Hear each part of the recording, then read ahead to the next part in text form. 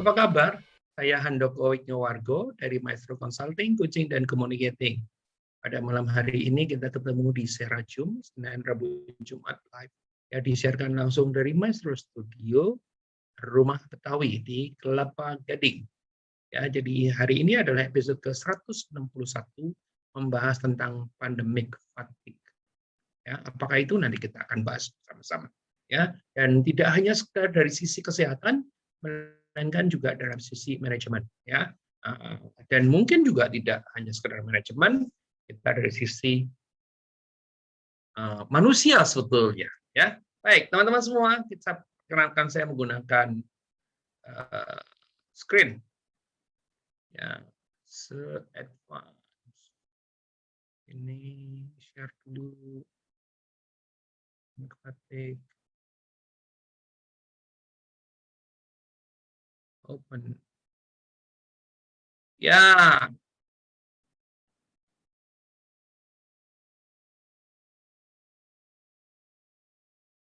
Pertama kali, tentu saja saya mengucapkan selamat menunaikan ibadah puasa bagi kerabat dan sahabat yang merayakan. Ya, cepet ya, udah puasa lagi, bentar lagi lebaran lagi, itu kan. Ya, karena memang penjara setahun. Oke, selamat menunaikan ibadah puasa bagi sahabat dan kerabat yang menjalankan ya. Jadi saya akan mulai, judulnya adalah secara jumlah 161 Pandemic Fatigue, Senin 12 April 2021. Ya. Oke, mari kita masuk ke materi. Pernah mendengar istilah pandemic fatigue? Ya, sebetulnya kalau kita ngomong soal pernah mendengar atau nggak pernah mendengar, ini di dalam masa pandemi ini, ya boleh dibilang 13 bulan terakhir, itu Anda ketemu banyak istilah baru. Ya, istilah baru tadi misalnya apa? Pandemi ya sudah pasti ya. Pandemi, terus kemudian epidemi. Ya, pandemi sama epidemi bedanya apa? Gitu kan. Nanti googling sendiri ya. Ada lockdown, ada PSBB gitu kan, ada droplet gitu kan, ada herd immunity, ada PDP, ODP, OTG gitu kan. Ada OGB nggak termasuk di sini ya. OGB itu orang gila baru. Oke, ada social dan physical distancing, ada isoman atau karantina, ada WFH, WFO, working from home, working from office gitu ya. Ada ventilator, ada new normal, new now, atau next normal atau apapun juga namanya gitu kan. Itu adalah istilah-istilah yang mendadak menjadi populer di masa pandemi for the last 1 years ya. Nah, bukan hanya itu aja, yang paling belakang ini ya mulai rasanya keluar tuh kira-kira di bulan-bulan ya Februari, Maret nanti mulai banyak dibicarakan adalah pandemic fatigue. Pandemic fatigue itu apa? Kita akan coba bahas ya.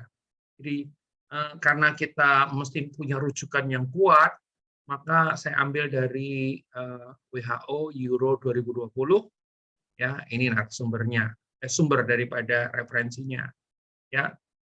Secara umum, pandemic fatigue itu dikatakan sebagai the motivation to follow recommended protective behaviors. Jadi kehilangan motivasi untuk mengikuti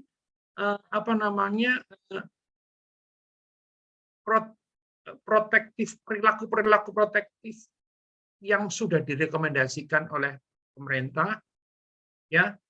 Misalnya katakanlah terus kemudian keluar nggak pakai itu, nggak pakai masker, nggak cuci tangan lagi, terus kemudian nggak jaga jarak, tidak menghindari kerumunan, malah sengaja bikin kerumunan, gitu kan, dan juga tidak mengurangi mobilitas, malah sengaja pergi, gitu kan. Ini contoh-contoh daripada akibat daripada pandemic fatigue ya.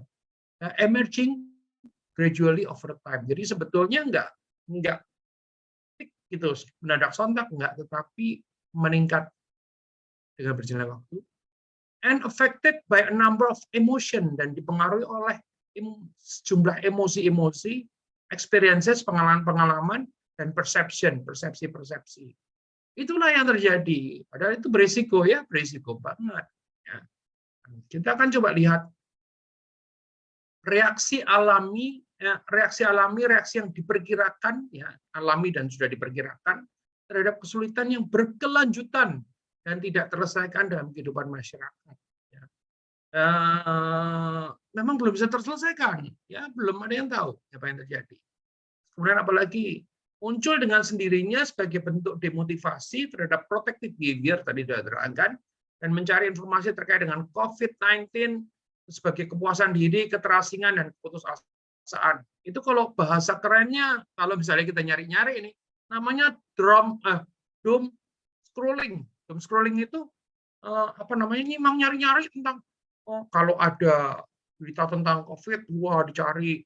Jadi akhirnya dia itu kadang-kadang ketakutan sendiri, ya, karena dia merasa takut, terus putus asa dan sebagainya, ya. Atau ini orang-orang yang suka ngirim-ngirim forward daripada ini benar atau nggak benar di forward aja. Sebetulnya ya ada orang-orang yang niatnya itu mau baik, tetapi niat baik itu tidak selalu berhasil baik kalau memang dia itu nggak saring dulu sebelum sharing, kan gitu yang terjadi, ya. Muncul dengan sendiri dalam bentuk demotivasi terhadap protective behavior, dan kemudian berkembang bertahap dari waktu ke waktu, terpengaruh oleh sejumlah emosi, pengalaman, persepsi, seperti juga budaya, sosial, struktural, dan lingkungan legislatif. Kalau Anda merasakan yang belakangan mungkin ini antara fatigue terkait dengan budaya, mungkin Anda akan merasakan kalau punya pembantu di rumah adalah pembantu udah mulai ribut nih mau pulang. Ya, terutama kalau pemerintah itu melarang, misalnya katakan, terutama di Jakarta nih, yang melarang mereka itu mudik gitu kan. Kok bisa pergi, pulangnya sekarang aja gitu kan. Buat mereka risiko untuk terkena segala macam itu terkalahkan karena kebosanan mereka atau situasi fatigue mereka satu sisi, dan juga ada kultur yang bahwa harus, misalnya katakanlah menjelang puasa harus iftar atau harus nyadran, ya, lebaran itu harus bersama dengan keluarga. Dengan segala risikonya mereka itu ambil, padahal ya pada saat kita bicara risiko itu tidak untuk diri mereka sendiri saja, melainkan juga untuk orang lain, karena kalau sampai mereka tertular, mereka akan menularkan kepada orang-orang yang lain. Nah, ini adik. Nah, teman-teman semua, ya. Nah, kan ini bikinannya WHO, ya. Jadi petunjuk ini sebetulnya diberikan kepada pemerintah. Makanya ada 4 strategi untuk government. Saya tidak akan terangkan detailsnya, tetapi paling tidak saya berharap Anda bisa melihat apa sih yang ada di dalam pikiran. Tentu saja waktu WHO bikin ini kan dia bikin dengan apa namanya, dengan dasar yang jelas gitu ya. Satu, bahwa yang harus dilakukan adalah understand people, pahami masyarakat, kumpulkan informasi dan gunakan bukti untuk kebijakan, intervensi dan komunikasi yang ditargetkan, disesuaikan dan juga efektif. Jadi berusaha untuk memahami mereka, ya, perilakunya dan sebagainya, kumpulkan data, informasi, fakta-fakta, bukti-bukti gitu kan. Ini yang menurut sini. Jadi satu, people. Kedua, engage people as part of the solution. Jadi harus melibatkan orang itu sebagai bagian daripada solusi. Jadi orang-orang ini kan nasihat WHO untuk para government, ya. Itu nggak bisa cuma dijadikan sekedar objek. Mereka harus dilibatkan sebagai solusi, ya. Temukan cara yang melibatkan individu dan komunitas secara bermakna di setiap tingkat. Jadi bukan di every levels dikatakannya. Jadi bukan cuma di level tertentu doang, ya. Karena bisa jadi dia nggak trickle down, nggak turun gitu ya. Jadi hanya berhenti sampai di situ saja. Ini yang merupakan nasihat daripada WHO kepada para government. Ya, allow people to live their life but reduce risk. Jadi but reduce risk, ya. Jadi biarkan orang-orang itu untuk hidup, menjalani hidup mereka, ya, tetapi dengan mengurangi resikonya. Nah, sekarang sebetulnya sudah terjadi, ya. Beberapa minggu terakhir ini saya, karena biasanya cuma dari kamar ke kantor, kadang-kadang ke taman yang di lantai 3 gitu kan. Tapi saya coba untuk berusaha untuk keluar, ya, jadi di teras depan, dan kemudian menemukan, iya, tukang makanan sekarang udah banyak lagi gitu kan, ya. Jadi, nah kalau mereka nggak jual makanan, memang kan makan dari mana mereka gitu kan? Kalau mereka nggak jual makanan, mereka juga nggak bisa makan, ya. Jadi kehidupan mesti berjalan, tetapi resikonya harus diminimalkan. Ya, nah, itu jadi pembatasan tidak dapat diterapkan untuk semua orang dalam jangka panjang, karena ada yang sudah dikasih pembatasan untuk jangka pendek, katakanlah seminggu 2 minggu bisa, tapi kalau udah sebulan 2 bulan atau setahun gitu kan sudah tidak semudah itu. Ya, saya termasuk yang bersyukur ya bahwa saya bisa banyak melakukan banyak hal secara virtual. Ya, tapi rasanya Anda juga tidak semuanya bisa seperti itu kan, yang bekerja meskipun mungkin digilir gitu kan. Saya ketemu satu company yang tadinya model gilirannya adalah minggu ini 3, minggu depan 2. Jadi dalam 2 minggu itu masuknya hanya working from office-nya hanya 5 hari gitu ya. Nanti kalau udah 3, 2 atau 2, 3 lagi gitu kan. Sekarang mereka sudah bikin modelnya 21, 21 ya. 2 hari masuk, 1 kali off gitu kan. Ada pola-polanya. Ya. Oke, tapi tentu aja dengan tetap distancing dan sebagainya. Ya. Terus apa lagi? Acknowledge and address the hardship people experience. Ya, jadi mesti dikenalin dan juga diperhatikan itu the hardship of people experience. Jadi, ya ini sebetulnya yang ya saya sempat ngobrol dengan sejumlah orang gitu kan. Kadang-kadang orang berpikir kayak saya itu nggak punya hardship, ya, gitu ya. Tapi sebetulnya ada, hanya nggak ngeluh aja. Ya, jadi begitu juga dampak mendalam pandemi terhadap kehidupan. Yang mungkin saya masih suka mengungkapkan misalnya adalah bahwa bukan pekerjaan nih, tapi kerinduan saya akan putri saya yang sudah 14 bulan nggak ketemu, gitu ya. Ini, nah itu yang berasa sekali ya. Kalau kita bilang bahwa sama teman-teman rindu nggak? Ya iya, gitu kan. Karena saya biasanya suka nongkrong, ngopi, makan, ngobrol, diskusi, gitu kan. Sekarang semuanya hanya bisa lewat virtual. Nah, ini 4 strategis yang.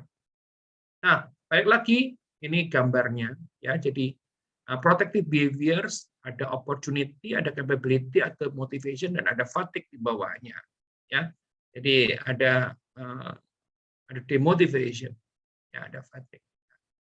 Nah, di dalam opportunity itu ada apa aja? Ada social and physical contextual, di dalam capability ada physical and psychological individuals, dan dalam motivation ada automatic and reflective individuals. Ini menurut modelnya WHO ya, dan memang detailnya banyak sekali itu. Nanti kalau kita punya waktu kapan-kapan kalau Anda tertarik ya kita akan bahas tentang harus ngapain sih yang terkait dengan opportunity, harus ngapain sih terkait dengan capability, harus ngapain sih terkait dengan motivation, terutama khususnya Azik ini bicarain soal motivation ya. Itemnya banyak nih, malam ini aja nggak mungkin selesai kalau itu dibahas. Oke, nah mungkin kita akan coba bahas yang ini ya, yang mestinya menarik dan contohnya banyak. Bagaimana dalam perusahaan? Apakah orang-orang ini mengalami fatigue, gitu kan? Karena pandemi, iya, iya pakai banget, ya.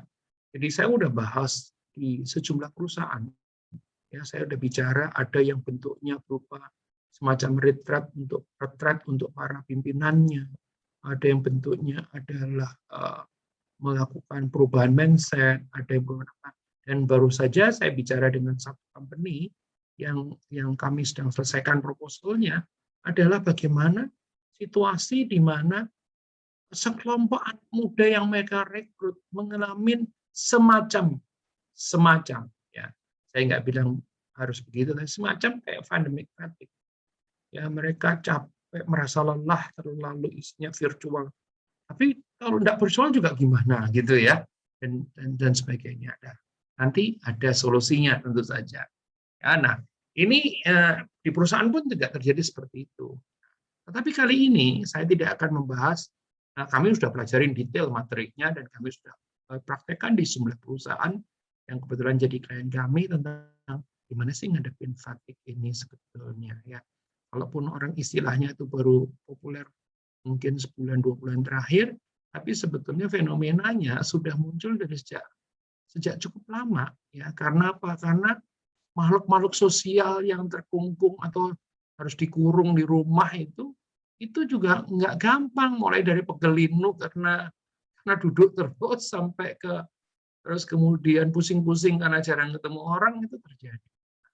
Hari ini saya akan membahas lebih spesifik atau sangat spesifik, bukan fatigue-nya sendiri, bukan dari sisi anak buahnya, karena yang dari sisi anak buahnya kami belum boleh buka karena kami sedang siapkan untuk klien yang kami udah meeting dengan board of directors-nya, itu tentang bagaimana sih sebetulnya, ya, kalau Anda itu seorang leader, ya, kalau Anda itu seorang leader, terus kemudian menghadapi situasi ini, mohon maaf ya, jangan tanya, saya leaders itu kan juga korban gitu ya. Kali ini saya anggap bahwa Anda cukup matang untuk tidak merasa diri sebagai korban, sehingga harus dapat solusi duluan, ya, karena pendekatannya. Jadi materi ini saya dapat dari research juga, tadi dari WHO, ya, dulu ya, iklan dulu ya. Jadi teman-teman semua, materi ini nanti akan dipostingkan di YouTube Handoko Maestro, ya. Maka yang bagian yang belum, silahkan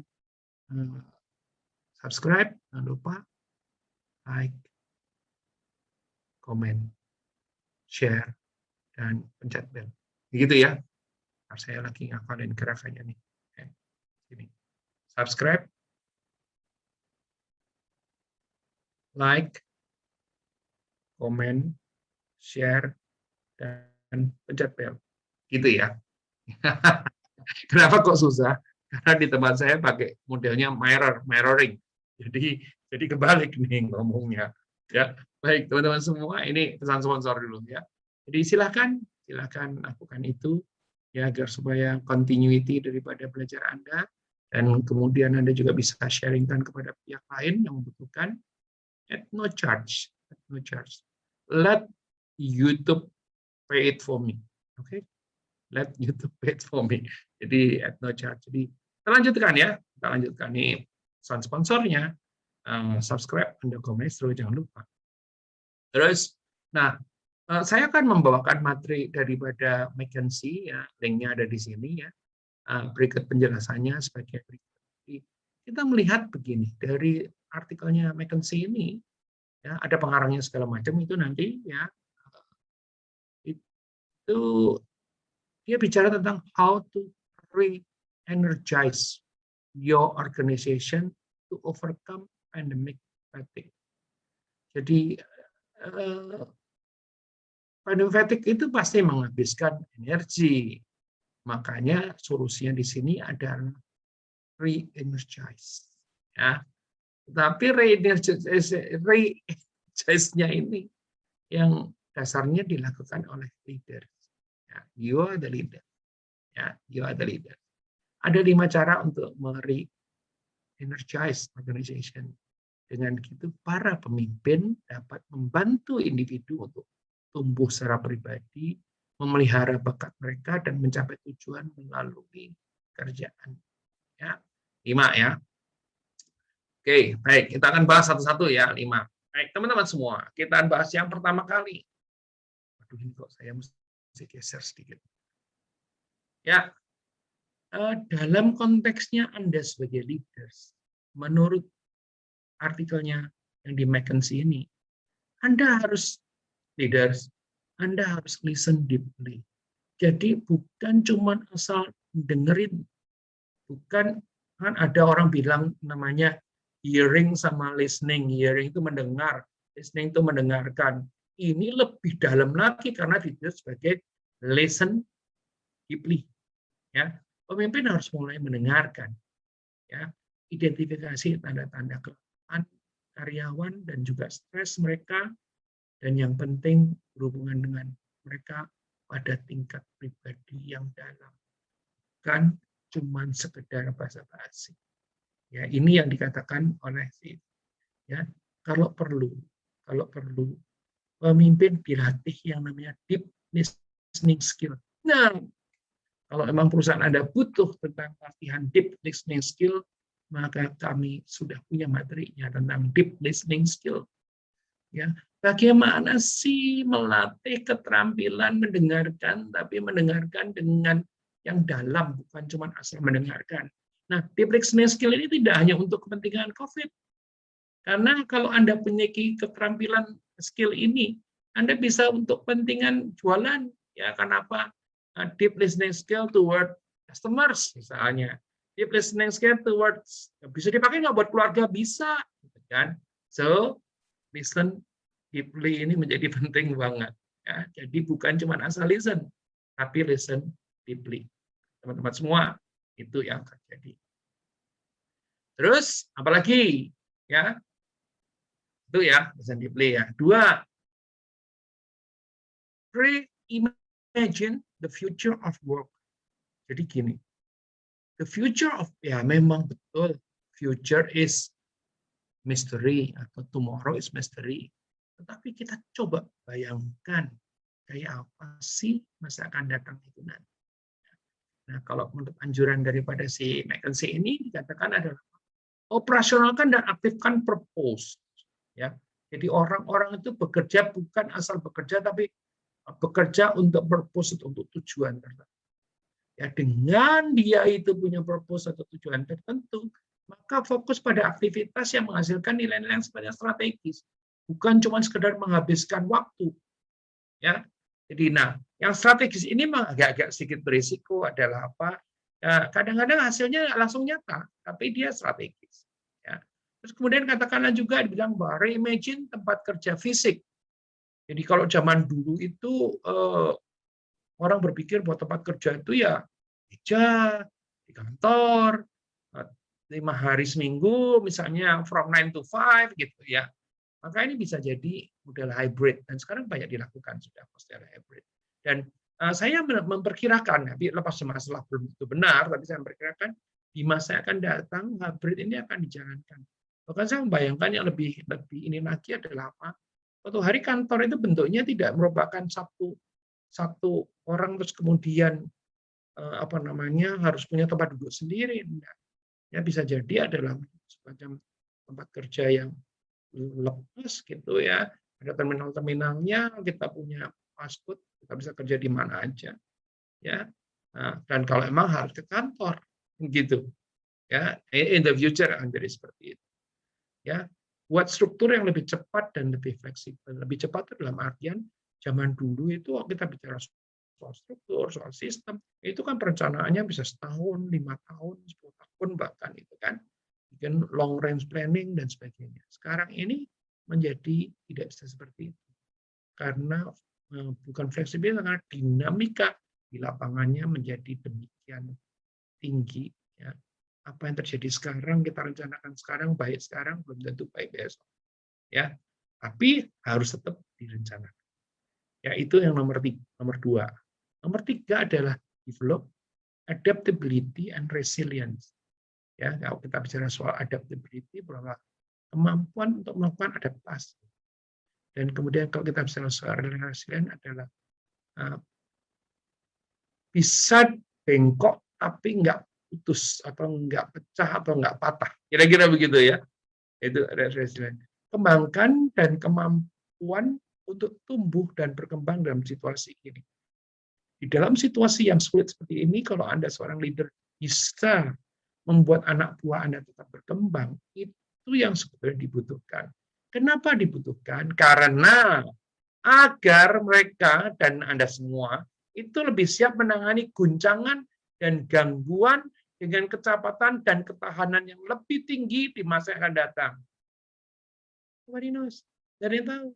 Ya, baiknya siap-siap. Oleh karena itu, ibaratnya kayak orang misalnya kata divaksin itu dikasih virusnya, tapi dalamnya kan terus kemudian keluar antibodinya. Ya, nah ini pun juga begitu. Udah diajarin, dibiasakan dengan adaptable, ya, resilient, sehingga nanti kalau menghadapi situasi yang lebih buruk lagi pun masih bisa bikin perubahan. Nomor 3. Nomor 4, bicara soal apa? Fokus on holistic well-being. Jadi holistik itu satu kesatuan well-being. Jadi tidak bisa cuma partially. Jadi holistic well-being ya. Pandemi ini menunjukkan pentingnya komunitas dan ritual untuk membina hubungan. Ya, jadi temukan kembali kebiasaan komunitas ya, ngasih feedback, percakapan informal, dan bahkan gosip untuk menumbuhkan rasa peduli dan rasa memiliki mereka. Menarik ya? Yang solusinya kembali ke masa lalu, gitu ya. Jadi ada feedback, ada informal ini. Ya, ada satu klien kami yang salah satu solusinya adalah salah satu ya, sederhana bahwa selama ini mereka capek karena materi-materinya atau rapatnya banyak banget, yang melakukannya dengan Zoom terus gitu kan, dan isinya semua kerjaan semua. Itu bisa bisa burn out, nggak cuma fatigue doang gitu kan. Nah, terus kemudian kami sudah mengusulkan dengan paket-paket yang kenapa nggak diginiin, kenapa nggak digituin, kenapa nggak digituin. Tetap aja urusannya dengan pekerjaan, hanya formatnya menjadi berbeda. Itu nomor 4. Dan nomor 5, ya, address disillusionment with bounded optimism. Nah, teman-teman semua, kayak apa sih namanya itu saya akan coba apa namanya meaning dulu ya.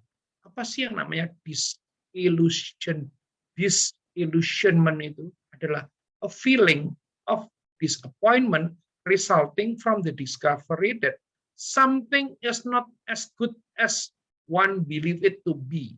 Ya, sebuah perasaan kecewa ya yang dihasilkan dari kenyataan bahwa sesuatu itu tidak sebaik seperti yang dia percaya seharusnya begitu. Nah, ini penting ya tentang apa namanya disillusionment ini. Kenapa? Banyak orang, saya udah usaha loh, usaha saya udah keras banget loh. Kenapa kok hasilnya beda gitu misalnya? Itu salah satu contoh yang disillusionment. Nah, sementara nggak cuma itu, banyak banget yang terjadi gitu kan. Nah, pemimpin itu harus memiliki namanya bounded optimism.